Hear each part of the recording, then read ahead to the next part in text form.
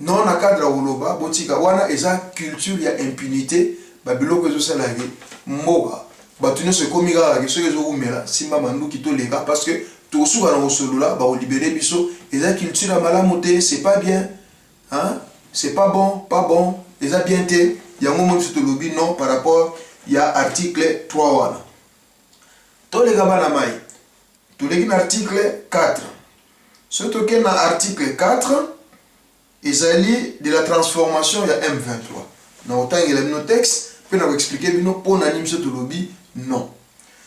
Article 4 lobi boye transformation du M23 4.1 le M23 décide de renoncer à sa rébellion, ce qui est bien.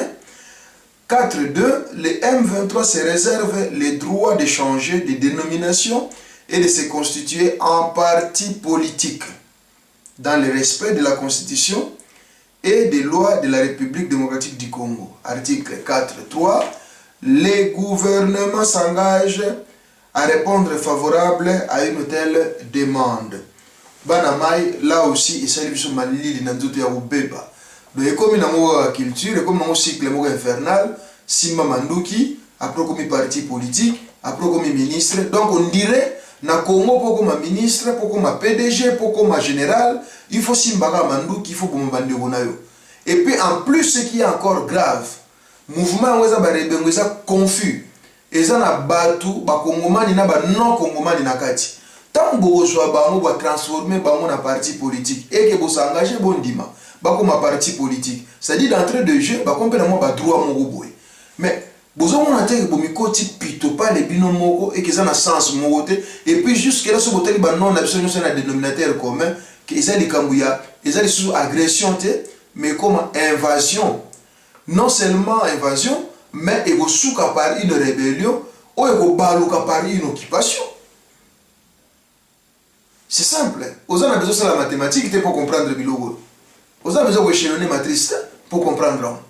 Donc, talatina mususu soto lo baki noke makamboyo bakoki ko signer ya mote parce que tozo mona ngo netikaka netité. Toleki na article 6. Banamai article 6 et l'obinini. 5 peut goûter, il y a avant la 6. Donc, 4, na 4, il y a 4, 2, pour na biso. On a clair que, et ça normal, pour faire la mesure nationale, désormais, il faut loi moi ça la que, parti nyonso, mouvement nyonso, ou etangisa ki makila ya bana Congo na système aminduki, na système ba rébellion, et qui jamais exercer les choses sur la place publique parce que autrement dit ça encourager culture moko il y a médiocrité, il y a criminalité, il y a bafouer l'autorité de l'État.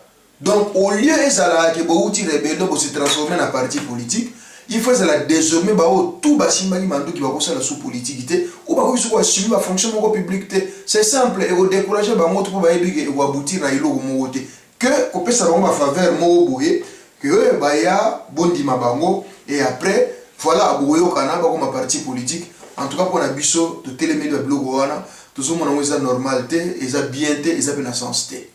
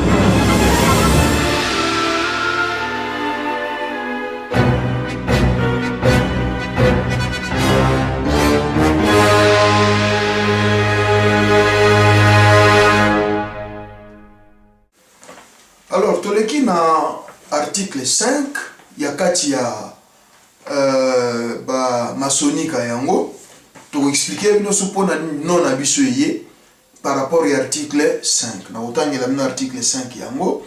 Article 5 est le biboé. Ils ont parlé sur démobilisation, na réinsertion sociale. Tout ça qui n'est pas terme moko, jusque là objectif est moko bakota. Jusque là banda to bandaki bakota d'une manière civile nakati ya mapinga mais bakota. Jusque là, je crois que c'est clair. Molimbisa mas. Article 5 est le biboé. Démobilisation et réinsertion sociale. 5.1. Sous réserve de l'amnistie accordée conformément à l'article 1er du présent accord, pour na Barebengo, conclusion pour le gouvernement, pour vous dire que il y a un monde sali, mais sali nuance, mais les fonds est égalé à moment. La démobilisation et la réinsertion sociale des combattants du M23 seront effectuées par des structures appropriées du gouvernement avec le soutien de la MONUSCO, ainsi que d'autres partenaires. 5.2. Dans la mesure du possible, sous réserve des impératifs d'équité et de gouvernance démocratique, le gouvernement fournira les moyens nécessaires à la réinsertion sociale des ex-combattants. Par rapport, il y a 5.1 déjà. Tant que sous réserve de l'amnistie accordée, dans l'article 1er lobby, la démobilisation et la réinsertion des combattants du M23 seront effectuées par des structures appropriées. Déjà, structures appropriées ont toujours été et puis par quel mécanisme au travail pour combattant, parce qu'on parle de combattants M23. Or, quand on parle de combattants M23, Bisso, Lelo, Eza et Arubombaté, ceux qui combattent dans M23, il n'y a pas que des Congomani. Il y a des non-Congomani, on a Boyotanga, Bino Boyebibon, Bino Mbotanga. Il faut réinsérer dans la vie sociale. Et en plus, toujours comprendre que ok, ça va venir. Justement, question d'absurde, on a beaucoup expliqué, il faut bien avoir ça dans ma solon et ça va venir. Toleki l'article 6. Article 6, c'est qu'il y a retour et réinstallation des réfugiés et des personnes déplacées internes. Toujours qu'il y a une ligne moko bakota. Banda to bandaki bakota, mais ils ont une forme épelée. Article 6 c'est lobby. Article 6 c'est lobby. 6.1 plutôt. Le gouvernement s'engage à œuvrer pour une mise en œuvre rapide des accords tripartites sur le répartiment des réfugiés signés avec les États voisins et les hauts commissariats des Nations Unies pour les réfugiés, ainsi que pour la réinsertion des personnes déplacées internes. 6.2. À cette fin, le gouvernement continuera à travailler avec la MONUSCO afin d'améliorer la sécurité dans les zones de conflit, d'assurer la protection des populations civiles et de régler des problèmes de forces négatives, y compris dans M23. Parce que on peut avoir force négative. 6.3.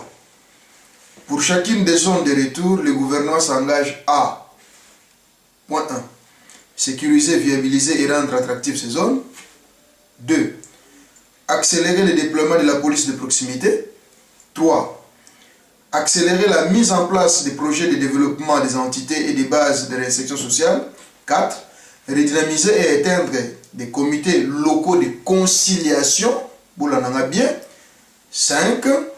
Présenter un programme d'action détaillé pour le retour des réfugiés et des personnes déplacées internes dans le cadre des accords tripartites.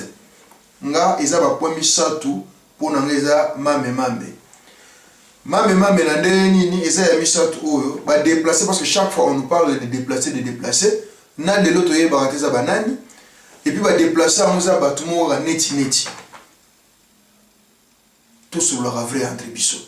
Tous un pays hospitalier sauf qui bandeko ndenge président mongo ya France a l'école bayi que bazana problème ba comme ebele mabele za muke. Est-ce que vous avez dit ça peut toujours se régler juridiquement. Mais ça n'a pas ma pingate, n'a pas bomate, n'a pas rébellion, n'a pas ibate, au contraire, ba comportement tout ça là qui ba repousser bino mais ce boye na ndenge ya kosenga Congo ya monene eza bena gaillard et ko zo bino tout wana bo ba nous fanda na Congo to zo jamais pour ma surpeuplement